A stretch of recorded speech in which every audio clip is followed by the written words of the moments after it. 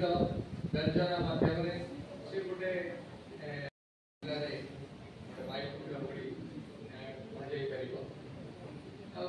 देखिली दल गोड़ी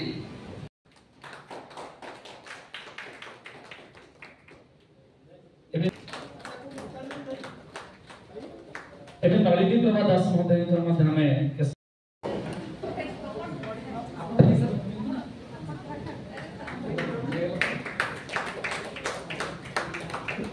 हेमलता फाउंडेशन गोटे सामाजिक सांस्कृतिक अनुष्ठान ता तरफ यहाँ विभिन्न समय विभिन्न प्रकार सांस्कृतिक कार्यक्रम एवं साहित्यिक कार्यक्रम हाथ को नहीं थाए। यहाँ कलाहांडी जिले में आरंभ होता विभिन्न काम करथिला वर्तमान राजधानी रे एवं सारा ओडिशा रे यार विभिन्न कार्यक्रम चलुची एवं मु व्यक्तिगत भाव में अति गर्वित मन करुची एइथिपाई जे हेमलता फाउंडेशन तरफ आज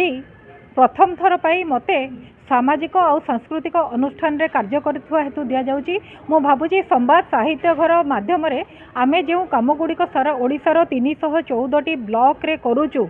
तो सेटा भाषा ज्ञान मतदान रक्तदान एवं वृक्षरोपण परि कार्यक्रम ता सहित विभिन्न प्रकार सांस्कृतिक कार्यक्रम को सेमाने आधार करिसंती से कथाटी को सेमाने विचार को नैचंती। जड़े साहित्यिका हिसाब रे मोर लेखा एवं जड़े संगठिका हिसाब रे विभिन्न कार्यक्रम को आखिरे रखी सेमाने एई पुरस्कारटी देइचंती। सेथिबाई मु भारी कृतज्ञ। मु आशा करिबी जे आगामी दिन रे ओडिशार गणजीवन रे ओडिशार जनजीवन रे हेमलता फाउंडेशन रो अनेक गुड़िए कार्यक्रम निश्चित भाव में रूपरेखा आम बेले मोर मदर इन लॉ यहाँ फाउंडेशन आम आगु किसी कम करूँ कलाहांडी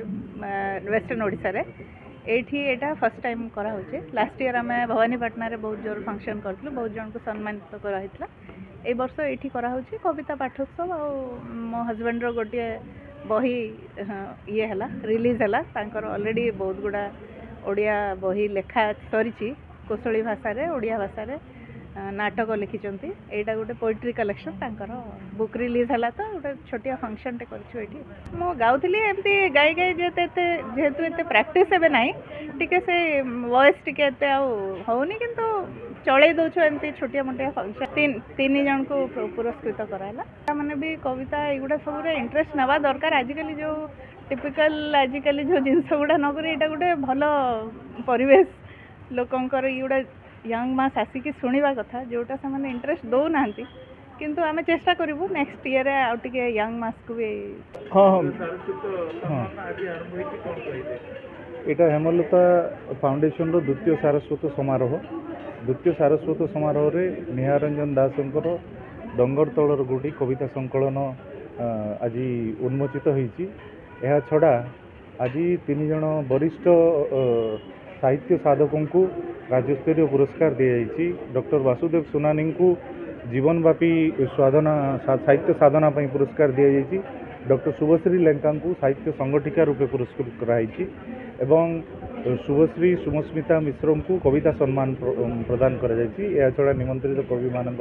कविता पाठोत्सव होड़िया अस्मिता ओडिया भाषा साहित्यर उन्नति पाई ए कार्यक्रम सब करा जो माने नुआ आसुचंती सेमानको मध्यरे ओडिया भाषा प्रीति को उज्जीवित करी रखिबा पई सेमानको ओडिया भाषा संपर्कित कर्मशाला इत्यादि 2टी कराइछि आउरी कराहबो एवं अनुवाद साहित्य समालोचना साहित्य रे ओडिया भाषार टिके दुर्बल स्थिति रही ताकू मध्य